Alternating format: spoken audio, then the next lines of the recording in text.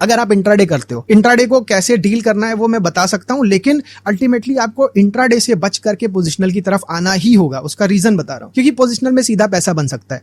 अभी आपको एक और एग्जांपल बताऊंगा, उससे आपको और मजा आ जाएगी। अगर मैं बोलूं आपसे कि मारुति का स्टॉक सितंबर के महीने में हर साल भागता ही भागता है, आप क्या बोलोगे? झूठ बोल रहे हो सर? जाकर के चेक कर लो। अगर आपको दिख जाए कि हाँ वाकई में भागता है तो थैंक यू लिख देना इस वीडियो के नीचे।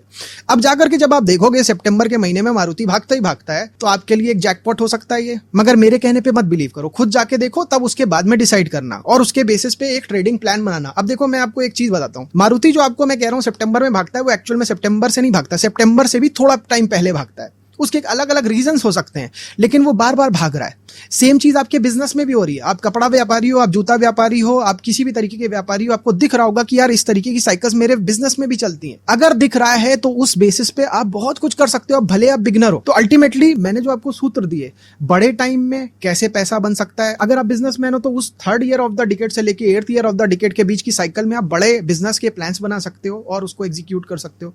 अगर आप इस तरीके से ट्रेड करते हो तो मैंने जैसे मारुति की साइकिल बताई, वैसे बहुत सारी और साइकिल हैं। जैसे वेस्टर्न एंटरप्राइजेज है, अप्रैल एंड से लेकर के जून के एंड तक उसमें रैली चलती है, एक तरफा रैली चलती है, जिसमें कि इन जनरल 25-30% दिख जाता है। जाकर के चेक करो, ऐसी बहुत सारी साइकिल्स आपको मिल सकती हैं। तो अल्टीमेटली मैंने आपको ऐसी ऐसी बातें अभी की अभी बता दी। अब देखिए, क्या आपको इसके लिए टिप पे डिपेंडेंट होना है? नहीं। न्यूज पे डिपेंडेंट होना है? नहीं। किसी एनालिस्ट पे डिपेंडेंट होना है? नहीं। तो ये सारे रास्ते मैंने खत्म कर दिए। अल्टीमेटली आपको केवल अपने ऊपर ध्यान लगाना है, अपनी अंतरात्मा की आवाज सुनिए। क्योंकि मैं एक चीज आपको बताऊं, देखो, आप बहुत अच्छे बिजनेसमैन हो सकते हो, बहुत अच्छे जॉब वाले पर्सन हो सकते हो, लेकिन मार्केट में पता नहीं क्यों बहुत सारे लोग फंस जाते हैं आकर के। अब जब फंस जाते हैं ना, तो बताने वाला कोई होता नहीं है, हमेशा गलत गाइडेंस। ब्रोकिंग के पॉइंट ऑफ व्यू से अगर आप देखो तो उन्हें भी ब्रोकरेज बनानी है, वो भी गलत नहीं है। वो बेचारे, अब कोई जीव है, वो दूसरे के मांस पे ही आधारित है, तो मार के ही खाना है उसको, तो अल्टीमेटली उसको भी बुरा नहीं बोल सकते। लेकिन अपने को बचाना ये आपकी जिम्मेदारी है। अब अपने को बचाओगे कैसे? इंट्राडे ना करके। मैं बताता हूं क्यों। ब्रोकिंग के पॉइंट ऑफ व्यू से, अब मैं ब्रोकिंग को वैसे मैं कुछ नहीं बोल रहा, बहुत अच्छे अच्छे ब्रोकर्स हैं जो अच्छे से क्लाइंट को बचाते हैं, उनको डील करवाते हैं। लेकिन कई बार क्या होता है ना, जब आप इंट्राडे कर रहे होते हो तो ब्रोकर का भी स्वार्थ वहां पे छुप जाता है। उससे क्या होता है, वो कई बार आपको ओवर ट्रेड करवा देता है। अब देखो, वो टाइम एक चला गया जब ब्रोकर के ऑफिस में बैठ के लोग काम करते थे। अभी तो ब्रोकर के ऑफिस से हट गए हैं, डिस्काउंट ब्रोकिंग आ गई। लेकिन उसमें भी मैंने देखा है कई सारे लोग ऐसे हैं जो कि ओवर ट्रेडिंग कर देते हैं। और कैसे करते हैं वो मैं बताता हूं। वो एक ट्रेड मारेंगे, नुकसान होगा, तो वो सोचते हैं यार कि दिन की अंत जो है वो कम से कम मैं प्रॉफिट में कर लूं। तो उसमें क्या होता है, वो एक और ट्रेड मारते हैं, नुकसान में चला जाता है। फिर वो क्या करते हैं, थोड़ा इंपेशेंट हो जाते हैं, 3-4 ट्रेड नुकसान में चले गए। अब उन्हें दिन तो अपना क्लोज करना प्रॉफिट में, वो एक ऐसा बड़ा ट्रेड मारते हैं, ज्यादा लेवरेज का ट्रेड मारते हैं, जहां पे उनको नुकसान हो जाता है। अब इतनी सी बातों के साथ में देखो, मैं आपको इतना कर सकता हूं कि आप कम से कम इंट्राडे में भी बेटर चीजें कर पाओ। उसके लिए कुछ टिप्स दे देता हूं।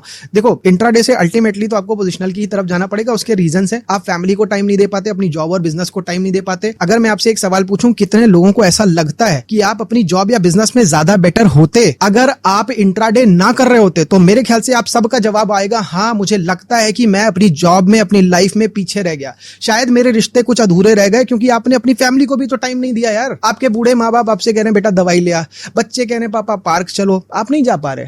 क्योंकि जो प्रेशर आपके ऊपर आ रहा है ना इंट्राडे करने की वजह से, जॉब को तो आपको देना ही है पूरा 8 घंटा, बिजनेस को तो और ज्यादा टाइम देना है। वो आपको पूरा कहां से करते हो? इंट्राडे वाला टाइम आप ऑलरेडी दे चुके हो, वो फैमिली का टाइम आप कट करके देते हो। फैमिली वाले बेचारे सोच रहे हैं कि पापा अगर टाइम दे रहे हैं, मेहनत ज्यादा कर रहे हैं, तो शायद पैसे लेके आएंगे। उन्हें क्या पता आप इंट्राडे में करके बर्बाद करने जा रहे हो। तो अल्टीमेटली ये जो मैंने आपको बताया एक ट्रैप टाइप है कि आप ओवर ट्रेडिंग में फंसते चले जाते हो, और खासतौर पे इंट्राडे में, जहां पे भी आपके जॉब का भी नुकसान होता है, बिजनेस का भी नुकसान होता है, और फैमिली मेंबर्स का भी नुकसान होता है, और पर्सनल जो आपकी हेल्थ अफेक्ट होती है वो अलग। एग्जांपल मैं बोलता हूं आपको कि अगर आप किसी रूम में बैठ करके ट्रेडिंग कर रहे हो, भले वो घर का कमरा है, उसमें कोई रेंट नहीं देना है, लेकिन है तो कमरा, वो स्पेस, कंप्यूटर, आपका लैन का बिल, वाईफाई का बिल, मोबाइल का खर्चा, ये सब कहां से? और अगर आप कहीं जॉब कर रहे होते, बहुत सारे लोग ऐसे हैं जो जॉब आप छोड़ करके इंट्राडे कर रहे हैं, उन बेचारों के बारे में सोचो। कम से कम 1 लाख रुपए तो आना चाहिए ना ट्रेडिंग से, इंट्राडे ट्रेडिंग से, तब तो उसका फायदा है, वरना फायदा नहीं है। तो अल्टीमेटली सारी चीजों को, और बहुत सारे लोग तो जो जॉब और बिजनेस को साथ में करते करते कर रहे हैं, उनका जॉब और बिजनेस इफेक्ट हो रहा है। इन सब चीजों को देखने के बाद में एक ही ऑप्शन आपके पास बचता है, वो है पोजिशनल। अब पोजिशनल में जब कई सारे लोग जाते हैं, वो क्या सोचते हैं कि चलो मैं करता हूं जाकर के ऑप्शन ट्रेडिंग, ठीक है। अब बहुत सारे लोग ऐसे हैं जो as a beginner option trading में कूद पड़ते हैं। ऑप्शन ट्रेडिंग में जब आप कूदते हो, अब भले आप इंट्राडे कर रहे हो या पोजिशनल कर रहे हो, यहाँ पे भी एक ट्रैप है। ट्रैप मतलब आप समझो कि परेशानी है, वो कोई किसी ने फैलाया है या क्या है वो एक अलग बात है, लेकिन आप अपने को बचा सकते हो कि नहीं। आप किसी बिजनेस को करते हो तो आप उसके छोटे लेवल पे बहुत सारी चीजें सीख जाते हो, तब उसको स्केल अप करते हो। ट्रेडिंग में आप ऐसा क्यों नहीं करते?